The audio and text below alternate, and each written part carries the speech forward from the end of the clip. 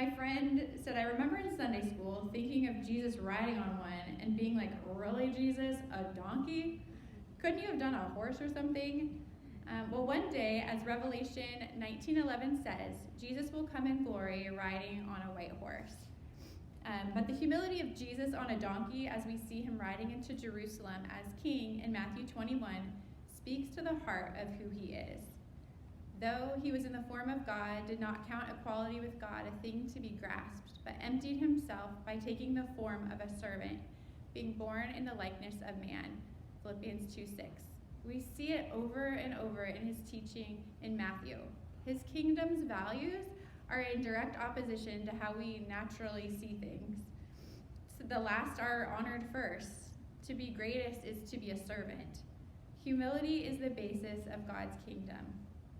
The parable of the farmer hiring day laborers for his vineyard at different hours, yet paying them the same in Matthew 21, we studied a few weeks ago, convicted my heart of how easy it is for me to be like those first laborers, the ones who worked all day in the heat, agreeing at a wage, yet watching in anger as those who came in at the last hour got paid the same. Prideful, entitled, and missing God's heart. A few weeks ago, my boys had some friends over. Touch football quickly turned into tackle football. Before I could stop it, I saw an angry look in one of my boys' eyes as he came up behind a much smaller kid. He hit him hard from behind, and as the boy hit the ground, wheezing a couple times, as he said, "You knocked the wind out of me," I was mortified and quickly put a stop to this game, checking on the friend to make sure he was fine. I told my son that was not okay. Emotions were high in the moment, and after a half-hearted, sorry, but he from my son, the kids were separated doing much calmer activities until I could find a better moment to talk to my son. So as I finished doing dishes that night, I knew I needed to talk to him. As I replayed the evening's events, dwelling on past behavior as well, my emotions were getting high. How could he do this? And the part that bothered me most was that he wouldn't even admit he was wrong. How could I raise kids so insensitive and unable to say sorry?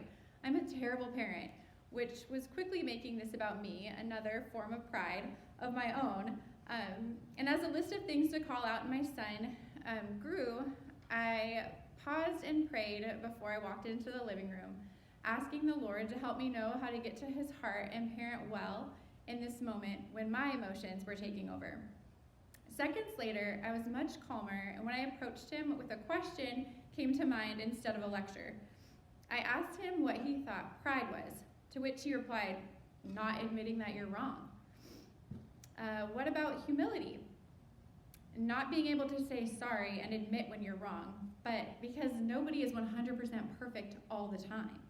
And before I could say more, he said, "Mom, I was really mad today, and I hit my friend harder than I should have, and I did it on purpose, and I'm really sorry."